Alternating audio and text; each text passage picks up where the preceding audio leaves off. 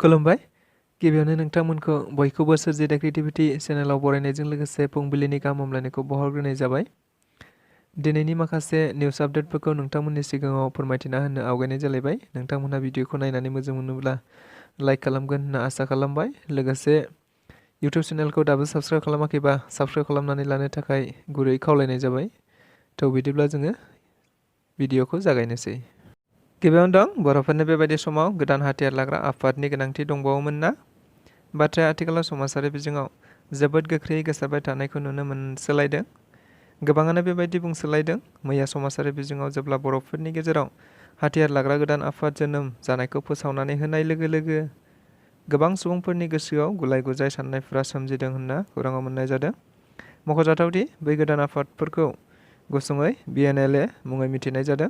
बिथांमोनहा मोनसे प्रेस रिलिजनि गेजेरजों फोसावनाय बायदिब्ला बड'लेण्डआव गोदानै बे आफादा जोनोम जाबाय। लोगोसे आरो बुंबावोदि जोंनो नांगौ बड'लेण्ड डिभाइड आसाम 50-50 आरो रन्जन दैमारिया जेलनिफ्राय थाबैनो गनांगौ।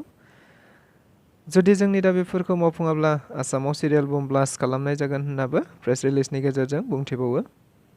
लोगोसे बे गोदान आफादनि मासिगिरिखौ जि बर' आरो आर्मि चिफखौ बि बर' होनना मिथिनो मोननाय जादों। नाथाय बे प्रेस रिलिज एबा गोदान आफाद जोनोम जानाया बेसेबां सैथो बेखौ दासिमबो रोखायै मिथिनो मोननाय जायाखै होननानै खौरां बिजोङाव मिथिनो मोननाय जादों। असिनो आं आंनि फिसाजोखौ हाबा हराखै बाथ्राखौ बुंदों गिबि मन्थ्रि डक्टर हिमन्त बिश्व शर्मा बिथाङा आरो बुंबावदों दि गोरोन्थि मावोब्ला असि एसपि गासिबो साजा मोनखागोन। बेबायदिनो गोबां DIG SPनि सायावबो एक्सन लाखाबाय। बे खुंथायाव SPआबो जेलाव थांनांगौ जाखाबाय। सातगाव थानायाव जानाय जाथायखौ लानानै बे बाथ्राखौ बुंदों गिबि मन्थ्रि डक्टर हिमन्त बिश्व शर्मा बिथाङा, जेराव सातगाव थानानि असि आरो कनस्टेबलनि हेंथायै रां दाबिनायनि अजद सिखांदोंमोन। बेनिखायनो खौरांगिरिफोरनि सोंनायाव असिनो आं आंनि फिसाजोखौ हाबा हराखै, गोरोन्थि मावोब्ला असि एसपि गासिबो साजा मोनखानांगोनखा होनना बिथाङा खौरांगिरिफोरनि सिगाङाव बुंथिदों।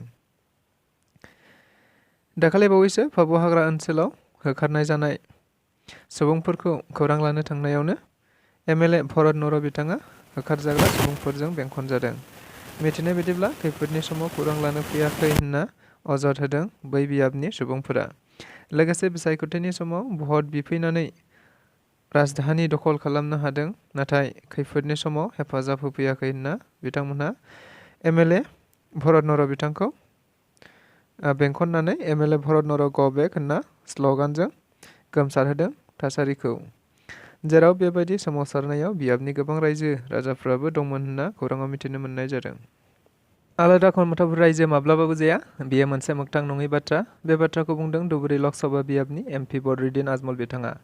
आथिखाल आसामनि बायदि बायदि खौरां बिजोङाव ओंखारबाय थानाय लोगोसे बेखौ लानानै गोबां बाथ्रा दान्थे बिदान्थे जाबाय थानाय समावनो बे बाथ्राखौ बुंदों MP बिथाङा आरो बुंबावदों आलादा रायजोनि थाखाय गोबां आफादफोरा दाबि खालामबोदों। सोरबाया दाबि खालामनायाव दि रायजो दाजागोन बेयो मोगथां नङा। 2 जानुवारियाव दाजागोन होनना बुंबाबो दाजाया जेबो खमथापुर रायजो होनना खौरांगिरिफोरनि सिगाङाव बिथाङा रोखायै बुंथिना होयो। मोनसे जोबोद दुखुनांथाव जाथाय। मिथिनाय बायदिब्ला NLFनि सासे सोद्रोमा आफादाव बि दाख्राय मुंनि अनसुलि बिसि थुनुजा बसुमतारिया गावनि गथ'खौ फरायसालिनिफ्राय लानानै फैबाय थानाय समावनो गंसे औवा लाबोबाय थानाय ट्रेक्टर गारिया उनथिंजायनिफ्राय सौख्लायफैयो, जेराव थुनुजा बसुमतारिया अबथिरायै जिउ गोमानो गोनां जायो होनना मिथिनो मोननाय जादों। मख'जाथावदि रुंसारि जानाय थुनुजा बसुमतारिखौ क'क्राझार जिल्लानि बलामजरा गामिनि थागिबिमोन होनना खौराङाव मोननाय जादों। मेघालय कंग्रेसनि आरोबाव खहा। मिथिनाय बायदिब्ला मेघालय कंग्रेसनि सानै MLA बिथांमोनहा दिनै आयेन आफादनि आखायाव गाव गावनि बिबान एंगारनाय लाइजामखौ गथायो। मख'जाथावदि बिबान एंगारनाय सानै MLAआ फारियै मेन्दिपथार बियाबनि मार्टन सांमा आरो थिख्रिखिला बियाबनि जिमी डी सांमा होनना मिथिनो मोननाय जादों। लोगोसे आरो बिथांमोनहा बावैसो साननि उनावनो मेघालयनि राजखान्थि हान्जा NPPआव हाबसिगोन होनना खौराङाव मिथिनो मोननाय जादों। बिटिआर गोरोबथा जाखांनायनि उनाव देबोरगाव ब्लकआव गुबुन गुबुन हारिनि माहारि आरो गुबुन गुबुन दोलोनि दैदेनगिरि आरो सोद्रोमाफोरा UPPLनि आदर्शखौ मोजां मोननानै दासिमाव गोबां हाबबाय बाथ्राखौ बुंदों MLA लरेन्स इस्लारि बिथाङा मैया देबोरगाव ब्लक UPPL दोलोनि 4थि बोसोरारि जथुम्मायाव बाहागो लाफैनानै खौरांगिरिफोरनि सिगाङाव बे बाथ्राखौ बुंथिदों। बेबायदिनो बिथाङा बुंबावोदि थांनाय समाव देबोरगाव MCLA बिसायख'थियाव जेनबाय थायोमोनब्लाबो नाथाय बिटिआर गोरोबथा जाखांनायनि उनाव सानजा क'क्राझार MLA बियाबावजों गासै 9,000 बारा भट मोननानै देरहानो हादों होनना खौरांगिरिफोरनि गेजेरजों मिथिहोदों। मोनसे गोजोनथाव खौरां, दिनै 12 जानुवारिनिफ्राय लानानै 13 आरो 14 जानुवारि खालि सानथामनि हाबाफारि लानानै गिबि खेबनि थाखाय सारायसर बिल इक' टुरिज्म ससाइटिनि बानजायनायाव सारायसर बिल फुड फेस्टिभेल फालिनाय जागोन।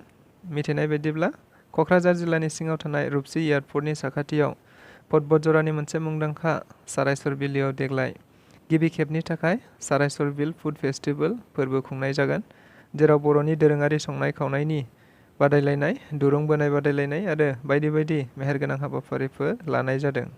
बेजों लोगोसे दिनैनि रादाबा बेखिनियानो। गोजोन्थों।